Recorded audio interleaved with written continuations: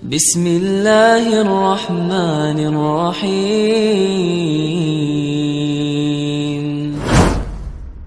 بسم الله الرحمن الرحيم الحمد لله رب العالمين الصلاة والسلام على أشرف الأنبياء والمرسلين نبينا محمد وعلى آله وأصحابه أفضل الصلاة وتم التسليم وبعد. Pemirsa yang insyaallah dirahmati oleh Allah Subhanahu wa taala, kembali lagi bersama saya Muhammad Mas'udin dalam channel YouTube HM Production.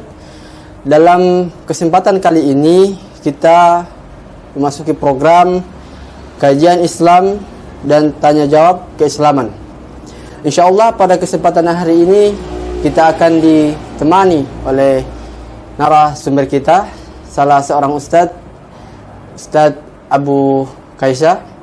Terlebih dahulu kita sapa Ustadz. Assalamualaikum Ustadz. Waalaikumsalam. Ya Ustadz, pada kesempatan kali ini kita akan mengkaji sebuah tema hikmah sahur dan berbuka di bulan suci Ramadan. Ya, yang kita ketahui bersama bahwa waktu berbuka adalah waktu di mana kita dianjurkan agar senantiasa kita banyak-banyak berdoa, karena adalah waktu di mana doa dikabulkan oleh Allah Subhanahu wa taala.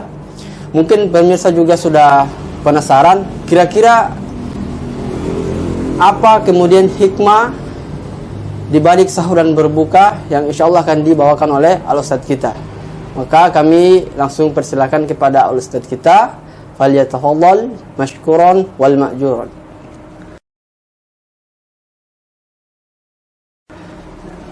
Bismillahirrahmanirrahim. Assalamualaikum warahmatullahi wabarakatuh.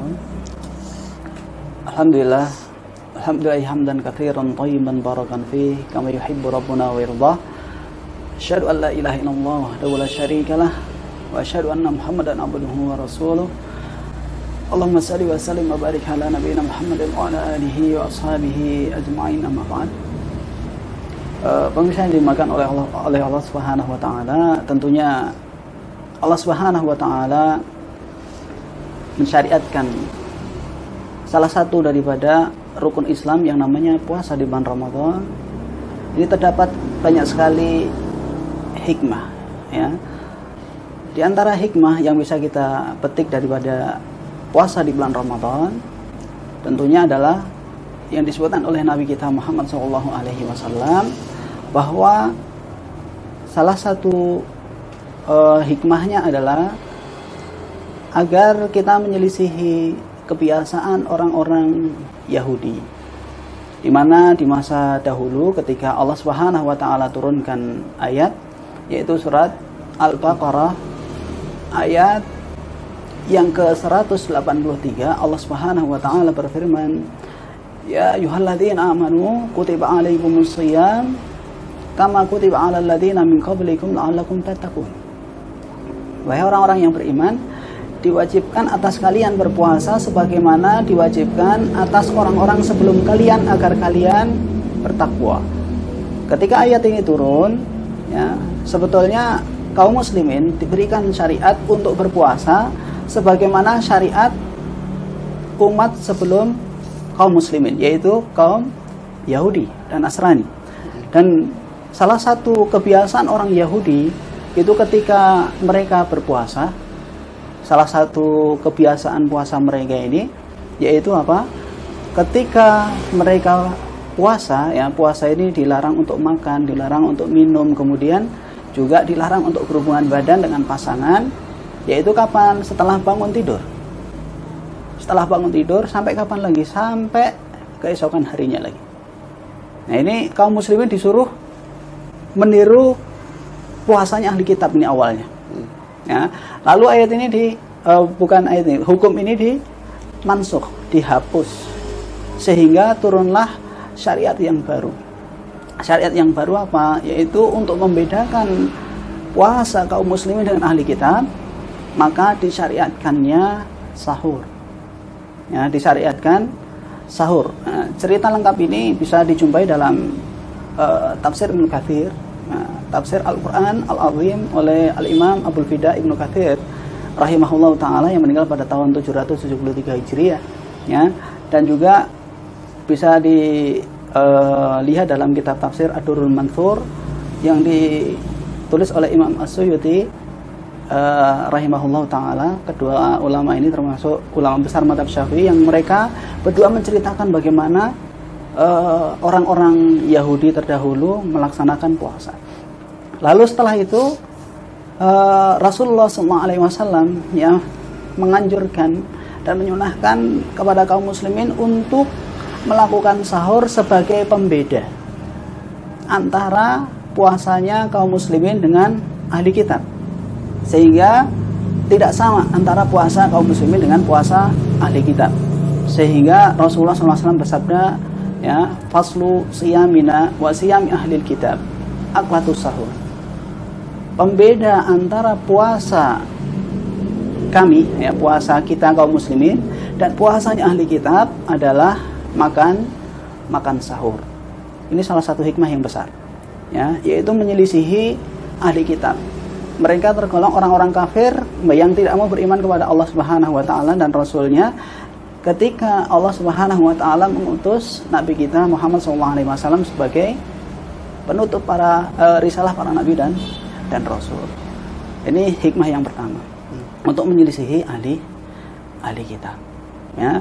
Hikmah yang kedua, ya, sebetulnya banyak sekali, ya, di antaranya lagi yaitu bahwa Rasulullah SAW bersabda dalam sebuah hadis yang diriwayatkan oleh Imam Tabrani, di mana Rasulullah SAW bersabda, sesungguhnya para malaikat, ya, mereka ini mendoakan mutasahirin, orang-orang yang makan sahur. Ya, luar biasa, dapat doanya malaikat, bangun sebelum subuh dapat berkah, ya, membedakan puasa kita dengan puasanya ahli kitab. Kemudian yang kedua, dapat doa dari para malaikat. Tidak hanya itu, Rasulullah SAW bersabda dalam hadis yang lainnya, tasahharu fa inna fis sahuri barakah. Makan sahurlah kalian, sesungguhnya pada makanan sahur ini terdapat berkah. Sudah ada 3, ya, minimal ada 3 ini, ya, menjadi penggembira, kabar gembira bagi kita semuanya yang rutin melaksanakan puasa, terutama di bulan Ramadan, ya. Ternyata dengan melakukan puasa di bulan Ramadan, kita sudah membedakan diri dengan ahli kitab, mendapatkan doa dari para malaikat, kemudian juga mendapatkan berkah. Dan dikatakan oleh para ulama yang dimaksud mendapatkan berkah di sini adalah ziyadatul khair. Ya, berkah ini adalah tambahan kebaikan. Nah, tambahan kebaikan. Bisa jadi orang yang puasa yang makan sahur dengan puasa yang tidak makan sahur akan lebih kuat orang yang puasa dengan makan sahur tentunya. Gitu. Ini salah satu hikmah juga, gitu ya. Dan di sana terdapat berkah, ziyadatul khair, terdapat berkah atau tambahan kebaikan, ya. Selain itu, ya, tentunya di waktu sahur ini selain kita makan kan juga pintu langit terbuka. Karena Allah Subhanahu wa taala turun ke langit dunia di sepertiga malam akhir. Tidak hanya di bulan Ramadan, di bulan-bulan yang lainnya juga demikian. Maka orang yang bangun di waktu sahur sambil makan sahur, mereka bisa berdoa, memanjatkan doa kepada Allah Subhanahu wa taala, dan doanya akan dikabulkan oleh Allah Subhanahu wa taala. Allah sendiri berfirman, barang siapa yang minta ampun kepadaku, aku akan ampuni. Di malam itu, sepertiga malam akhir, ya, setiap hari, ya, baik di bulan Ramadan maupun di luar bulan Ramadan, ya. Dan masih banyak keutamaan sahur yang lainnya, ini cuma kita sebutkan sebagiannya. Langsung kita menginjak ke buka, ya, makanan berbuka, ya. Kalau kita habiskan waktu untuk bahas sahur terlalu panjang, gitu ya. Jadi kalau berbuka apa faedahnya? Banyak tentunya juga, ya. Apa hikmahnya berbuka, ya, dan apa hikmahnya menyegerakan berbuka? Ini 2 hal yang berbeda. Yang saya ingatkan kembali, saya kembali ke materi sahur tadi. Sahur itu beda dengan mengakhirkan sahur, ya. Ya, ada 2 permasalahan yang berbeda. Yang pertama adalah makan sahur dan mengakhirkan sahur. Sahur, orang makan sahur jam 2 malam, dia sudah memenuhi syarat sahur sebetulnya. tapi tidak mendapatkan pahala untuk mengakhirkan makan sahur. Yaitu sahur itu harusnya diakhirkan. Kapan kira-kira? Dalam hadisnya Anas bin Malik disebutkan kira-kira jarak jeda mulai makan sampai dikumandangkannya adzan itu kira-kira membaca ayat 50 ayat. Kira-kira membaca 50 ayat. Jadi kurang lebih kalau saya pernah praktekkan dalam surat Al-An'am dengan bacaan yang tartil, bacaan saya itu kurang lebih sekitar 14 menit itu bacaan saya. Kalau saya Muhammad bin Shalih Al-Utsaimin memperkirakan waktunya antara 10 sampai 15 menit. Artinya ketika 5 menit lah sebelum teriakan imsak gitu, itu baru makan sahur. Kira-kira begitu, diakhirkan sahurnya. Jadi bukan dipercepat. Memang dipercepat dia sudah makan sahur jam 2, tapi mungkin waktu asar, pada asar sudah lapar lagi gitu ya.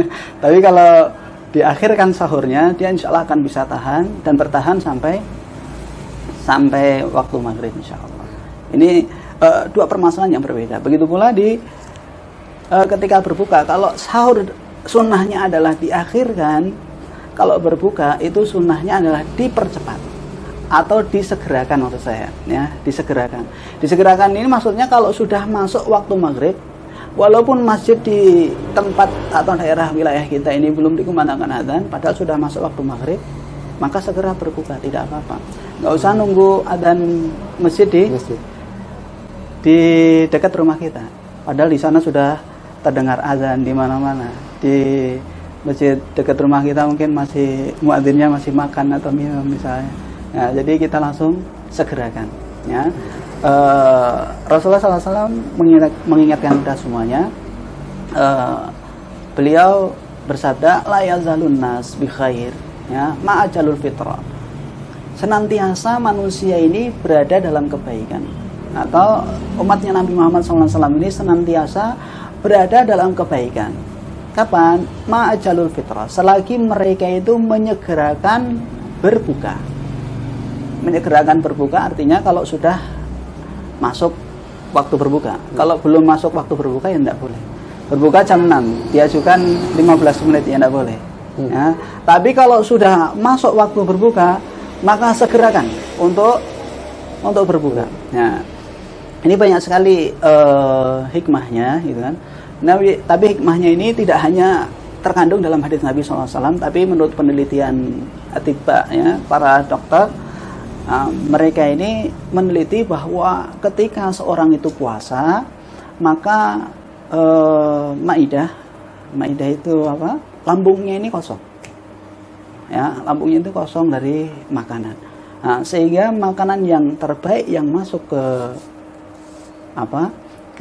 lambungnya itu adalah makanan yang manis. Yang di masa Nabi SAW disunahkan dengan makan kurma. Ya, dan dalam hadis pun disebutkan bahwa Nabi SAW itu berbukanya dengan rutop pertama kali, ya. Kemudian kalau nggak menjumpai rutop, maka beliau berbuka dengan tumur, dengan kurma, ya. Kemudian kalau tidak, maka beliau berbukanya dengan air putih. Ya. Ini salah satu hikmahnya juga bahwa lambung kita bisa terkuras, ya, dibersihkan seperti itu. Kemudian setelah itu diisi dengan makanan yang manis yang itu bisa menyegarkan badan kembali. Nah, ini kata para dokter seperti itu untuk mengembalikan energi dan kekuatan kita, ya. Itu kalau dipandang dari sisi medisnya begitu, ya. Tapi kalau seandainya dipandang dari sisi hadisnya, ini faidahnya sangat banyak, ya. Dengan kita berbuka dan menyegerakan berbuka, maka kita telah mengikuti sunnah Rasulullah SAW. Tentu itu, ya. Mau sahur, mau buka, maupun ibadah yang lainnya, kalau mengikuti sunnah Rasulullah SAW, maka ini memiliki keutamaan yang luar biasa. Di antara keutamaannya Allah sebutkan wa may yuti'ir rasula faqad ata Allah. Barang siapa yang menaati Rasul, maka dia telah menaati Allah, ya. Dan dia akan mendapatkan, ya, fauzan azima, yaitu kesuksesan yang sangat-sangat besar, ya. Barang siapa yang mentaati Allah, maka dia mentaati Rasulullah, maka dia telah mentaati Allah. Dan barang siapa yang mentaati Allah, dia akan mendapatkan kesuksesan yang luar biasa, yang agung dari Allah Subhanahu wa taala tentunya, ya. Ini hikmah yang besar. Mungkin hikmahnya bukan berupa materi, ya, tapi hikmahnya berupa kemenangan, kesuksesan di sisi Allah Subhanahu wa taala. Bahkan, ya, dengan berpuasa ini tentunya akan banyak pahala yang kita peroleh tentunya secara umum, yaitu disebutkan oleh Nabi SAW ini secara umum, bukan cuma puasa, bukan cuma sahur maupun berbuka, tapi secara umum Rasulullah SAW sebutkan lisaimi farhatan, orang yang berpuasa ini memiliki dua kebahagiaan, ya, dua kegembiraan, yaitu apa? Yang pertama inda fitrihi, yaitu ketika seseorang itu berbuka. Orang yang puasa itu senang pasti ketika menjumpai waktu berbuka, ya, semuanya gembira, gitu. Bahkan sebelum waktunya berbuka pun mereka sudah siap-siap, pada asar sudah beli makanan ke sana kemari, ya kan. Ya, belum waktunya berbuka pun sudah menghadap makanan dan lain sebagainya, bergembira dengan makanan yang dihidangkan untuk buka puasanya, ya. Kemudian yang kedua yaitu indaliqa'i rabbih, yaitu ketika berjumpa dengan Tuhannya, dia akan mendapatkan kebahagiaan yang lain, karena pahala puasa ini ternyata tidak bisa dicatat oleh malaikat. Yang langsung memberikan pahalanya nanti adalah Allah Subhanahu wa taala nanti pada hari kiamat. Ya, kita nggak tahu pahala kita sebesar apa. Dan nanti kita akan mendapatkan, bahasanya itu mendapatkan surprise dari Allah Subhanahu wa taala dari pahala puasa kita yang belum pernah kita perkirakan sebelumnya. Ternyata kita nanti akan mendapatkan pahala segitu besarnya. Ya, bahkan malaikat pun tidak mampu untuk menghitungnya. Ya, ini mungkin sekilas tentang hikmah, ya, tentang hikmah dari sahur, berbuka dan puasa secara umum. Ya, barangkali ya. Ya. Terima kasih Ustadz atas ilmu yang telah disampaikan. Nah, sekarang Ustadz ada beberapa pertanyaan yang telah kami kumpulkan. Ini ada pertanyaan Ustadz, bagaimana hukum puasa tapi tidak melaksanakan sholat? Yang kita ketahui bersama bahwa banyak kemudian orang-orang yang menganggap sholat itu biasa saja. Yang penting saya berpuasa. Kira-kira seperti apa Ustadz hukumnya? Ya, kalau memang sih kalau kita lihat syarat dan rukun puasa, ya, syarat dan rukun puasa itu memang tidak disyaratkan harus sholat, nggak disyaratkan harus sholat 5 waktu. Jadi, tapi perlu diketahui bahwa sholat, ya, itu merupakan sholat 5 waktu, maksud saya, itu merupakan rukun Islam yang kedua. Bahkan para ulama menyebutkan rukun Islam yang pertama yang berkaitan dengan amal itu adalah sholat, gitu. Dan itu harus ditunaikan. Nah, Syekh Muhammad bin Shalih Al-Utsaimin rahimahullah taala pernah ditanya tentang masalah ini, ya, bahwa orang yang puasa tapi tidak melaksanakan sholat itu bagaimana? Nah, kata beliau, ya puasanya tetap sah tapi dosanya lebih besar, gitu. Puasanya lebih sah, ya tetap sah, karena apa? Memang bukan syarat dan rukun puasa itu harus sholat, gitu. Tapi dosanya dia meninggalkan sholat itu jauh lebih besar, gitu. Sholat 5 waktu itu lebih ditekankan, lebih wajib, gitu ya. Kewajibannya lebih kuat. Kenapa? Dikerjakan 5 kali sehari puasa di bulan Ramadan, gitu. Jadi kalau ada yang puasa tapi tidak melakukan sholat, itu, maka saya nasihatkan untuk lebih istiqomah, ya, melaksanakan sholat 5 waktu seperti itu. Jangan ditinggalkan sholatnya, begitu ya. Ya, syukur Ustaz. Ini ada pertanyaan mungkin mewakili para ibu-ibu, ya. Ini ada pertanyaan Ustaz, bagaimana jika punya utang puasa Ramadan dan belum menggantinya pada saat bulan Ramadan berikutnya telah tiba? Ya. Dan biasa ibu-ibu kan ada halangan, ya, berpuasa. Ya. Kira-kira bagaimana cara menggantinya, Ustaz? Ya, cara menggantinya ini para ulama hanya menyebutkan, ini jumhur mayoritas para ulama menyebutkan bahwa orang yang memiliki halangan di bulan Ramadan sampai tidak bisa puasa, maka dia menggantinya di bulan-bulan lain setelah bulan Ramadan, yaitu mulai dari bulan Syawal, Dzulqa'dah, Dzulhijjah, Muharram, begitu pula sampai bulan Sya'ban. Bulan Sya'ban tahun depannya, maksudnya sebelum masuk bulan Ramadan tahun depannya. Kalau seandainya pada tahun depannya ini dia belum sempat, ya, atau lupa atau apa, belum sempat gitu, atau sengaja bisa meninggalkan utang puasanya, maka dia telah berdosa. Ya, maka para ulama menyebutkan kalau dia sengaja meninggalkannya, ya, maka dia berdosa. Kewajibannya hanya satu, yaitu bertobat kepada Allah Subhanahu wa taala. Karena batas menggantinya sudah berakhir. Kan diberikan kesempatan waktu itu 11 bulan untuk mengganti. Ya, 11 bulan. Ya, untuk menggantinya. Tapi mungkin karena kita nggak tahu sebabnya apa karena disengaja atau tidak disengaja, dia meninggalkan sampai di bulan Sya'ban, akhir bulan Sya'ban tahun depannya. Nah, maka dia berdosa. Para ulama menyebutkan, ya, bahwa kondisi orang seperti ini sama halnya dengan orang yang meninggalkan sholat. Meninggalkan sholat artinya ketika dia ingin kembali sholat lagi, ya, kewajibannya hanya bertobat, nggak perlu ganti sholat yang pernah ditinggalkan selama bertahun-tahun lamanya ini. Bertobat saja, ya, tapi tobat nasuha. Nah, mulai saat itu dia tidak boleh mengulangi perbuatan lagi. Harus terpenuhi tiga syarat diterimanya tobatnya. Ya, harus terpenuhi 3 syarat diterimanya tobat. Apa itu? Kalau berhubungan langsung dengan Allah 3 saja. Yang pertama adalah menyesali perbuatan. Ya, orang yang bertobat harus menyesal. Gitu. Kemudian yang kedua, kalau seandainya itu berupa maksiat, dia harus meninggalkan perbuatan tersebut. Ya, kalau itu berupa maksiat, dia harus meninggalkan perbuatan maksiat tersebut. Kalau berupa ketaatan, dia harus mengerjakan perbuatan itu. Ya. Kemudian yang ketiga, berjanji untuk tidak mengulanginya lagi kemudian hari. Ya, ini 3 syarat diterimanya taubat ini disebutkan oleh Imam Nawawi dalam beberapa kitab beliau, diantaranya dalam kitab Riyadhus Shalihin. Wallahu a'lam. Ya. Mungkin satu pertanyaan lagi. Ada yang bertanya, Ustadz, karena sekarang kita mungkin di kondisi negeri kita dilanda wabah COVID-19.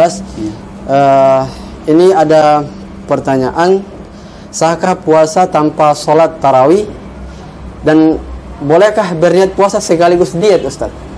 Misalnya ada yang berniat puasa untuk diet, mengkuruskan badan, kira-kira diperbolehkan atau seperti apa hukumnya, Ustaz? Ya, ini ada 2 pertanyaan. Yang pertama adalah berkaitan dengan orang yang puasa tapi tidak melaksanakan sholat tarawih. Sholat tarawih itu hukumnya adalah sunnah. Sunnah. Itu bukan termasuk rukun dan syarat puasa. Gitu. Jadi kalau seandainya orang puasa tidak melaksanakan sholat tarawih, itu tidak apa-apa. Tidak mengganggu keabsahan puasanya sama sekali. Cuma dia melewatkan pahala yang sangat besar di bulan Ramadan. Ya, pahala sholat sunnah saja itu dilipat gandakan luar biasa. Tapi dia tinggalkan keutamaan tersebut. Ya, kalau seandainya misalkan ada kebijakan dari pemerintah bahwa kita tidak boleh melaksanakan sholat tarawih secara berjamaah di masjid, maka kita boleh mengerjakan sholat tarawih berada di rumah masing-masing bersama keluarganya masing-masing. Seperti itu. Artinya tidak meninggalkan secara totalitas. Tapi kalau seandainya ditinggalkan pun itu tidak mengganggu keabsahan puasa seseorang. Tapi cuma kehilangan keutamaan. Kehilangan keutamaan. Karena ini termasuk sholat yang hukumnya sunnah. Sunnah muakkadah, sangat ditekankan sekali. Begitu. Kemudian yang kedua, orang yang puasa, niatnya diet. Ini dua niat yang harusnya tidak boleh dibarengkan. Gitu ya. Ini berkaitan dengan hal ini, saya bacakan hadis yang mungkin cukup masyhur di telinga kita semuanya, yaitu hadis dari Umar bin Khattab radhiyallahu anhu. Ya, bahwa Rasulullah SAW bersabda, innamal a'malu binniyat wa innamal likulli imri'in ma nawa. Sesungguhnya amal perbuatan tergantung niat. Ya. Iya. Amal perbuatan tergantung niat. Wa innamal likulli imri'in ma nawa. Setiap orang akan dibalas sesuai dengan niatnya. Rasulullah SAW melanjutkan sabdanya, faman kanat, beliau memberikan contoh, faman kanat hijratuhu ilallahi wa rasulih fa hijratuhu ilallahi wa rasulih. Barang siapa yang berhijrah karena Allah dan Rasulnya, maka hijrahnya menuju Allah dan Rasulnya. Hijrah ini salah satu ibadah yang mulia. Ya. Barang siapa yang melakukan ibadah, ya, tujuannya untuk Allah dan Rasulnya, maka ibadah tersebut menuju Allah dan Rasulnya. Wa man kanat hijratuhu lidunya yusibuha. Barang siapa yang berhijrah niatnya karena dunia yang ingin dia peroleh, aw imra'atin yankihuha, atau ingin menikahi seorang wanita, fa hijratuhu ila ma hajara ilaih. Maka hijrahnya sesuai dengan apa yang diniatkan. Para ulama menyebutkan kenapa Rasulullah SAW menyebutkan fa hijratuhu ila ma hajara ilaih. Kenapa tidak seperti di contoh di awal? Kalau di contoh di awal kan Rasulullah sebutkan itu man kana faman kanat hijratu ilallahi wa rasulih. Barang siapa yang hijrahnya untuk Allah dan Rasulnya, Rasulullah mengulang lagi, fa hijratuhu ilallahi wa rasulih. Gitu ya. Diulang. Ini menunjukkan bahwa ini kemuliaan. Gitu. Kemudian beliau menyebutkan contoh yang kedua, wa man kanat hijratuhu lidunya yusibuha aw imra'atin yankihuha. Barang siapa yang hijrahnya karena tujuan dunia yang ingin diperolehnya dan karena tujuan menikahi seorang wanita, kenapa Rasulullah tidak mengulang fa hijratuhu lidunya misalkan, maka hijrahnya untuk dunianya. Kenapa Rasulullah nggak ngulang seperti itu? Nah, kata para ulama menyebutkan bahwa ini tujuannya adalah untuk menjelekkan, untuk memberikan instruksi bahwa perbuatan itu jelek. Makanya Rasulullah menyebutkan fa hijratuhu ila ma hajara ilaih. Maka hijrahnya itu sesuai dengan apa yang diniatkannya. Bisa jadi dia dapat menikahi wanita di seberang sana, tapi bisa jadi juga tidak.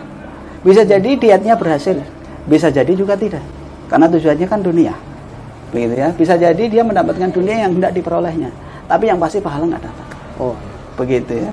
Wallahu alam. Kalau bisa kita luruskan niat ketika mau ibadah lah, cukup hanya ikhlas karena Allah Subhanahu wa taala. Gitu. Kalaupun pas puasa nggak kita niatkan untuk diet, terus alhamdulillah badan kita jadi kurus sehat gitu ya. Itu sudah keutamaan dari Allah Subhanahu wa taala. Bonusnya begitu ya. Gitu. Iya. Mungkin pertanyaan terakhir Ustaz sebelum kita tutup. Ini ada pertanyaan dari pemirsa. Sejak kapan niat puasa diikrarkan dalam hati? Kemudian bagaimana orang yang lupa niat puasa pas sahur baru ingat? Kan biasa orang kan mungkin kecapean atau ada kesibukan lain sehingga dia lupa untuk bangun pada saat sahur. Tahu-taunya sudah lewat subuh. Kira-kira seperti apa Ustaz?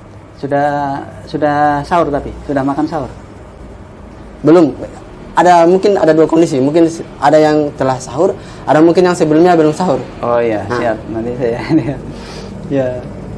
Jadi sejak kapan niat sahur itu dilafazkan? Begitu ya. Sejak zaman Nabi SAW memang niat itu tempatnya dalam hati ya.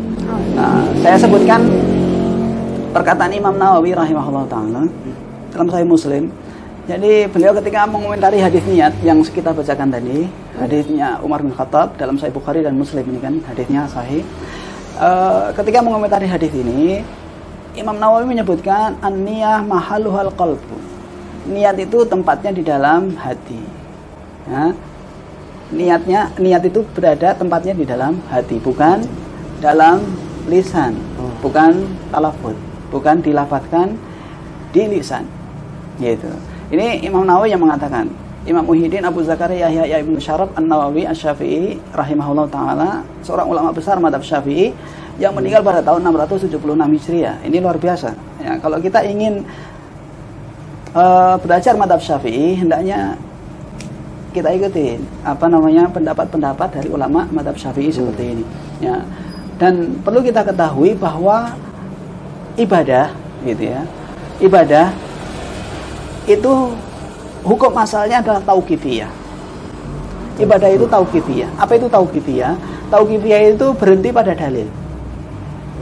Kalau ada dalilnya, kita amalkan. Kalau tidak ada dalilnya, tidak boleh kita amalkan. Oh, iya. Seperti itu. Ya, ibadah. Contoh misalnya, kita sholat itu harus ada dalilnya. Kalau nggak ada dalilnya, berarti kita nggak boleh melaksanakan. Sholat subuh 2 rakaat. Dalilnya cuma 2 rakaat. Kita tambahkan 1 atau 2 rakaat lagi, nggak boleh. Oh, iya. Begitu. Nah, niat itu juga demikian. Niat itu secara kaidah syar'i itu, niat itu tempatnya di dalam hati. Kalau kita lafadzkan, berarti kita butuh niat lagi atau tidak? Butuh niat. Ya. Saya kasih analogi begini. Membaca Al-Quran ibadah atau bukan? Ibadah. Ya, membaca Al-Quran adalah ibadah. Kalau ingin membaca Al-Quran harus pakai niat nggak? Hah? Harus pakai niat karena ibadah. Sholat ibadah atau bukan? Ibadah. Ibadah anggota badan. Yang juga ada lisan membaca doa-doa ya, membaca Al-Fatihah maupun doa-doa yang lain. Ya. Itu butuh niat atau tidak? Butuh. Puasa butuh niat atau tidak? Butuh. Zakat butuh niat atau tidak? Butuh. Kalau haji butuh niat atau tidak? Butuh. Membaca Al-Quran butuh niat? Butuh juga, karena itu ibadah. Ya. Kita pernah nggak membaca nawaitu an aqra al-Quran misalnya? Iya. Saya niat ingin baca Al-Quran. Ya pernah saya. Nah, kalau seandainya misalnya, ini saya kasih analogi itu, kalau membaca Al-Quran itu adalah ibadah dan itu ibadah lisan, ya, itu butuh niat, nah, butuh niat, ya, dan niat itu harus dilafadzkan. Berarti kita harus melafadzkan niatnya niat. Waduh, tambah bingung. Tambah bingung. Begini, saya kasih gambaran lagi biar tidak bingung ya. Iya. Gitu. Kalau membaca Al-Quran itu butuh niat. Iya. Butuh niat kan? Kalau niat itu dilafadzkan, berarti niat ini menjadi ibadah tersendiri kan? Sama posisinya seperti membaca Al-Quran. Oh iya. Ya. Kalau niat ini menjadi ibadah tersendiri, berarti membutuhkan niat untuk niat lagi. Kalau niat yang kedua ini butuh dilafadzkan, butuh niat lagi untuk niatnya niat membaca Al-Quran. Dan begitu pula seterusnya. Dan ini nggak akan selesai kalau seperti ini terus. Karena kalau niat dilafadzkan, itu kan butuh niat yang lainnya lagi. Paham maksud saya? Iya. Jelas kira-kira begitu. Ya, jadi kalau seandainya seorang melafadzkan niat, ini membutuhkan dalil juga. Begitu ya. Sejak kapan orang melafadzkan niat? Ini sebetulnya cuma ijtihad sebagian ahli fikih yang tidak memiliki dalil, begitu ya. Mereka hanya ingin memudahkan kaum muslimin gimana sih mau niat puasa Ramadan. Seperti ya niat dalam hati, ya. Misalkan nawaitu shoma ghadin misalkan, itu dalam hati. Nawaitu shoma ghadin an adai fardhu syahri ramadhana hadhihi sanati lillahi ta'ala, misalkan seperti itu. Itu bukan dilafadzkan bareng-bareng selesai sholat tarawih, bukan. Gitu. Jadi ini tidak benar pemahamannya. Ini kalau orang awam ingin niat, cukup membaca niat itu di dalam hati. Kalau dia nggak bisa niat, gitu ya. Nggak tahu niatnya puasa itu bagaimana, cukup membaca niat itu di dalam hati. Tapi mungkin sebagian kaum muslimin salah kaprah. Ya, dia bacanya dalam lisan, jamaah lagi setelah sholat tarawih selesai. Ini di sebagian daerah ada. Iya. Khususnya di Pulau Jawa. Ada seperti ini banyak. Ini kurang tepat memaknai perkataan para ulama ini. Ya, intinya adalah bahwa niat itu berada di dalam hati. Tidak pernah ditemukan dalil baik dari Al-Quran maupun hadis Nabi SAW tentang melafadzkan niat. Gitu. Kemudian yang kedua tentang puasa sahur. Ya, niatnya itu pas bangun menjelang sahur, bangun dari tidur ya. Kalau dia masih jumpain waktu sahur terus sempat makan, puasanya sah. Puasanya sah. Gitu. Kan dia sempat makan. Biasanya dia pernah nggak bangun sebelum subuh tahu-tahu makan? Kan nggak pernah juga. Pas di bulan Ramadan dia sengaja bangun walaupun agak terlambat, sengaja bangun untuk makan. Kalau ditanyakan pada dia, kok makan tengah malam tujuannya untuk apa? Ya mau puasa lah. itu sudah niatnya. Dia makan saja itu sudah niat mau puasa dia. Ya, sahurnya dia itu sudah niatnya dia untuk mau puasa. Dan itu sudah sah gitu. Tapi kalau seandainya dia lupa ya, misalkan dari kemarin gitu kan, misalkan dari malamnya itu sudah tidak ada niat untuk puasa gitu ya, tidak terbesit dalam hatinya sama sekali untuk puasa besok. Ketiduran, bangun sudah azan, maka dalam hal ini karena dia belum tabiyatun niyah itu apa? Berniat puasa sejak malam hari sebelum terbitnya fajar, nah, maka puasanya tidak dianggap sah. Karena untuk puasa Ramadan itu beda dengan puasa sunnah. Kalau puasa sunnah itu biar sampai siang, asalkan belum makan, belum minum, belum melakukan pembatal puasa, dia masih boleh puasa. Ya, berdasarkan hadis Nabi SAW ya, Rasulullah SAW belum makan sama sekali. Kemudian bertanya kepada Aisyah, gitu kan, ada makanan apa di rumahmu? Saya nggak punya apa-apa wahai Rasulullah. Rasulullah mengatakan kalau begitu saya puasa hari ini. Jadi kalau puasa sunnah tidak perlu tapi itu niat dari malam hari. Tapi kalau puasa Ramadan harus dari malamnya sudah berniat. Ya. Wallahu a'lam bishawab. Pemirsa yang insyaallah dirahmati oleh Allah Subhanahu wa taala, alhamdulillah kita sudah di penghujung acara kita pada kesempatan hari ini. Alhamdulillah tadi kita sudah mendengarkan beberapa pelajaran penting yang telah disampaikan oleh al-ustadz kita. Mudah-mudahan bisa menambah wawasan keislaman kita, dan kami ingatkan kepada para pemirsa, insyaallah kami dari HM Production akan menayangkan siaran kajian keislaman selama bulan suci Ramadan bersama Ustadz kita, Ustadz Abu Kaisyah. Mudah-mudahan kita bisa mengambil hikmah dan pelajaran dari apa yang beliau sampaikan. Demikian apa yang bisa kami sampaikan, semoga bermanfaat. Syukran wa jazakumullah khairan. Subhanakallahumma bihamdik, asyhadu an la ilaha illa anta, astaghfiruka wa atubu ilaik. Assalamualaikum warahmatullahi wabarakatuh. Waalaikumsalam. Syukran.